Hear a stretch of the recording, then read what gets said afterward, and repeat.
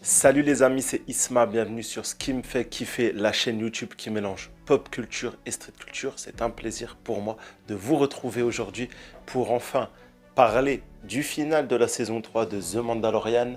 Mais avant d'aller plus en avant, abonne-toi, commente, like et partage, aide la chaîne à grandir. Ici on mélange pop culture et street culture et c'est votre soutien qui aide la chaîne à prospérer.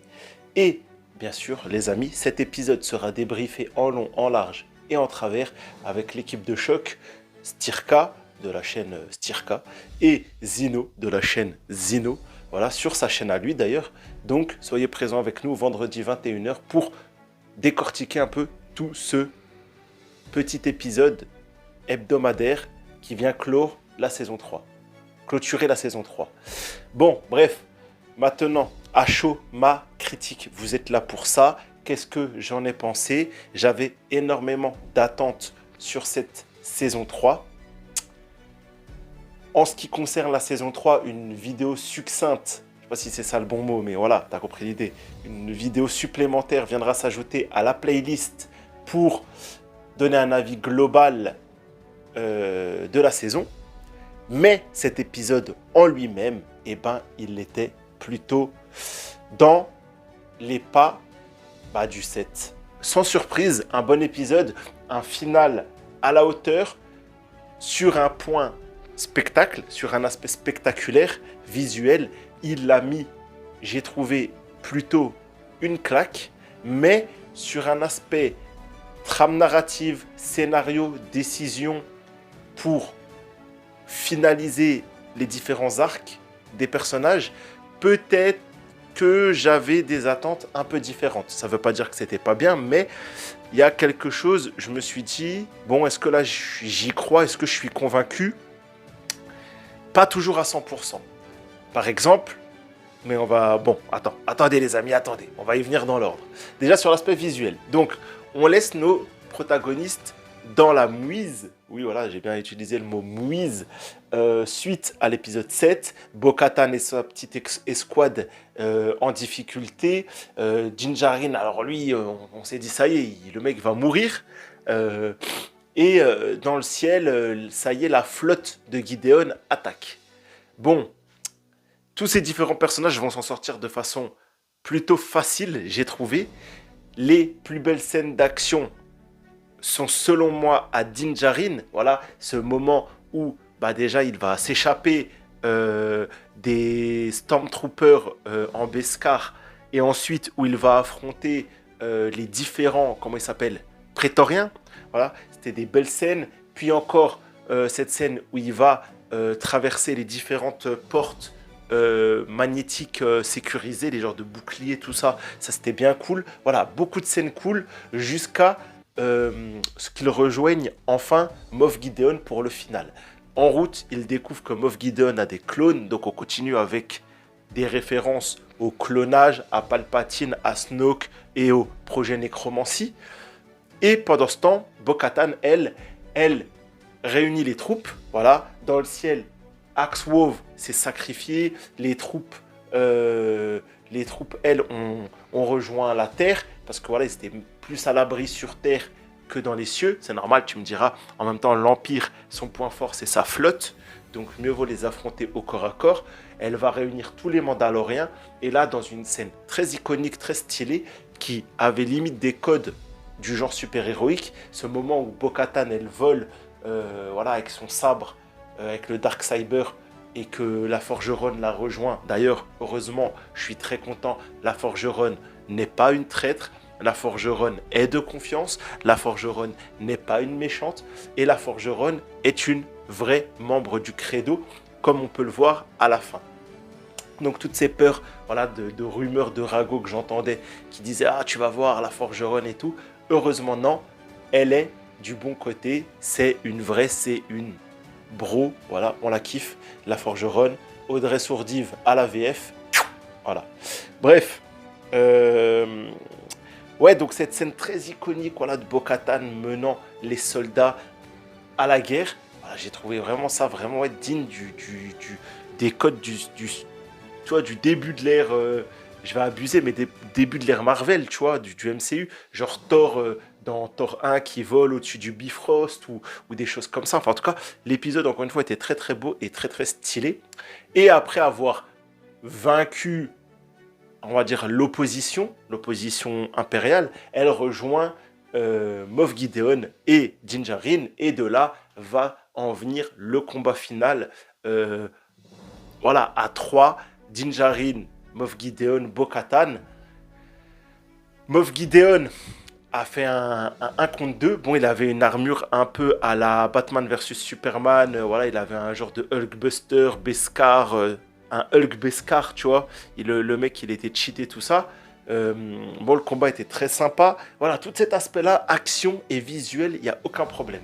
Moi, je trouve que les problèmes vont venir dans un second temps après tout ça. Tout ça, ça nous a régalé, mais tu vois, le fait peut-être qu'on n'ait pas eu de mort significative, oui, parce qu'il ne faut pas oublier que Dax Wolf fait cracher le vaisseau sur la base et que c'est Grogu qui va utiliser la force pour les englober dans une bulle de protection de force à la Susan Storm et voilà, qui va les protéger de l'explosion. Bon, en fait, c'est beaucoup de facilité. Peut-être que la mort d'un protagoniste central aurait été le bienvenu pour rendre ça un peu plus adulte et un peu plus tangible. Ensuite, ça finit voilà, dans du cérémoniel, parce que finalement, l'Empire et surtout le projet de Gideon, voilà, de conquérir Mandalore et d'avoir ses clones, son armée de clones, parce que lui, ce qu'il voulait, en fait, c'est avoir ses clones à lui, de lui-même, avec de la force et avec du Beskar. En fait, le mec, il voulait faire un hybride de tout. C'était un peu un tricheur, tu vois ce que je veux dire? Mais, bon, il a été vaincu, voilà. Je pense que tout ça, c'est terminé. Tout l'arc Moff Gideon, c'est terminé. Désormais, on va se concentrer sur la suite. La suite, c'est Bo-Katan qui a l'air d'être définitivement la reine de Mandalore. Ça y est, la flamme de la Grande Forge est relancée. Mandalore repousse. Il y a cette scène poétique juste avant l'affrontement que j'ai trouvé très sympa où les différents soldats du bien ont trouvé leur force dans la poésie de la repousse de leur terre natale, voilà, qui a encore une chance, un espoir, tu vois. C'était plutôt sympa. Mais voilà, en tout cas, Mandalore est sauf. Mandalore va prospérer. À la fin de cette cérémonie, le fils, dédicace à toi Stirka, ne t'inquiète pas, la lignée des Vizsla n'est pas terminée. Il y aura encore un avenir pour eux, tout ça. Voilà, le fils de Paz Vizsla va devenir un Vizsla et du coup la lignée continue, tout ça, et on voit qu'il est encore là, tout ça. Et si ça se trouve, le sabre qui a été détruit, le Darksaber va être reconstruit, et peut-être que Paz Vizsla, ou son fils en tout cas, son fils, Paz Vizsla Junior, un jour deviendra un Jedi du temple, comme tu l'aimerais, je le sais. Hein, je te connais. Bref, en tout cas, Grogu devient officiellement l'enfant de Din Djarin. Du coup, désormais, il s'appelle Din Grogu. Donc, apparemment, chez eux, le prénom reste et... Enfin, est-ce que Din, c'est le nom de famille? Parce que, je sais pas, j'aurais dit Grogu Djarin, tu vois. Mais finalement, c'est Din Grogu. Je sais pas, bref. J'ai toujours eu un problème avec Grogu. Maintenant, il s'appelle Din Grogu. Ah, peut-être que ça sonne un peu mieux, je sais pas. Vous me direz ça en commentaire, bien évidemment. Est-ce que vous validez le nom de Din Grogu? Du coup, ils vont partir ensemble. Il devient un nouveau statut, quand même. Grogu obtient un nouveau statut. Il n'est plus un orphelin, mais un apprenti. Parce qu'il a quand même utilisé un flingue. Il a quand même utilisé la force. C'est vrai que maintenant, il est un peu utile. Mais il faut qu'il grandisse en taille. Il faut qu'il parle bon sang. Dans la saison 4, je ne veux pas d'un Grogu pareil, déjà quand je le voyais courir sur les poutres au-dessus des prétoriens et qui courait comme ça là en se dandinant, déjà j'en pouvais plus déjà. Je me suis dit mais on va pas faire un vrai bail d'action avec un Mogwai, c'est pas possible. Bref, cette vidéo va être peut-être un peu plus longue que les précédentes, je m'en excuse, mais j'ai beaucoup de choses à dire. En tout cas voilà, Grogu et Din partent à l'aventure, ils vont aller voir les Rangers de la Galaxie, avec Carlton Teva, le commandant Teva, et du coup, Din Djarin et Grogu deviennent un peu des genres de marshals officieux de la Nouvelle République, et d'ailleurs, j'en parlais avec Estirka et Zino il y a quoi il y a 2-3 jours en off, je leur disais, moi je l'imagine la saison suivante. Moi il y a une suite à Jinjarin, ne le tuez pas. Envoyez-le en mode agent de la République, accomplir des accomplissements contre des chefs de guerre impériaux, voilà tout ça. Bon, je pense que c'est ce vers quoi on va se tourner, donc ça me fait plutôt plaisir. Mais après, tout le côté gnangnan, la maison sur Nevarro, le shérif, voilà la thématique du shérif, dans l'épisode 1, qui, je savais, allait revenir comme un cheveu sur la soupe à la fin. Voilà, IG-11 est réparé, et désormais, IG-11 est le shérif de Nevarro. Bon, il y aurait peut-être eu moyen de mettre un Cobb Vanth, ça aurait été un peu plus cool, mais bon, pas de Boba Fett dans cette saison, pas de Cobb Vanth, quelques absents, pas d'Ahsoka. Bon les amis, alors à part les baleines et Zeb Aurelius, qui est-ce que vous l'avez eu votre trône? Vous l'avez eu votre Ahsoka? Moi je vous l'avais dit, cette saison 3 ne teasera pas énormément la suite. Je le savais. Donc les amis, voilà. Les baleines c'était... Voilà, on savait de quoi il en retournait, mais c'était anecdotique. Et Zeb, c'était très stylé. Zeb Aurelius, c'était très stylé, j'avoue. Bon, la vidéo, bien sûr, des secrets et easter eggs arrive vendredi. Il y en aura une petite, pas grand-chose à dire. Il y aura une vidéo bilan la semaine prochaine, histoire que je mûrisse un peu tout ça. Vendredi, 21h, avec Zino et Estirka, on débrief en long, en large et en travers. Soyez présents, les amis. Soyez là, comme ça, vos avis comptent. Partagez-nous. Est-ce que vous êtes contents de ce final, de cette saison?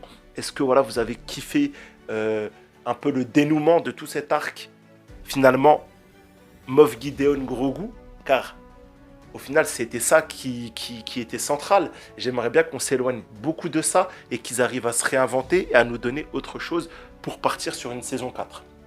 Bref, je mettrai quand même une appréciation plutôt pas mal sur ce final. C'est plutôt cohérent, ça ne me plaît pas spécialement, mais que le gars, que Din Djarin devienne un père et du coup qu'il se range un petit peu avec la petite maison, voilà, où il va faire pousser des betteraves et des choux et des patates avec son fils, et qu'en même temps il va le former pour qu'il devienne sa relève, même s'il risque d'être sa relève seulement dans 300 ou 500 ans. Bon, il faudra voir la série, quel twist va-t-elle pouvoir faire. En tout cas voilà, c'était plutôt sympa, c'était peut-être pas assez adulte, mais au final toute la saison 3 était un peu sur ce ton enfantin. Saison de transition, voilà, j'y reviendrai plus dans ma vidéo de bilan. Mais en tout cas, voilà, c'était plutôt pas mal. Et en vrai, mieux vaut que ça se finisse comme ça aurait pu être tellement plus catastrophique. Allez, ciao les gars, c'était Isma, prenez soin de vous, à vendredi.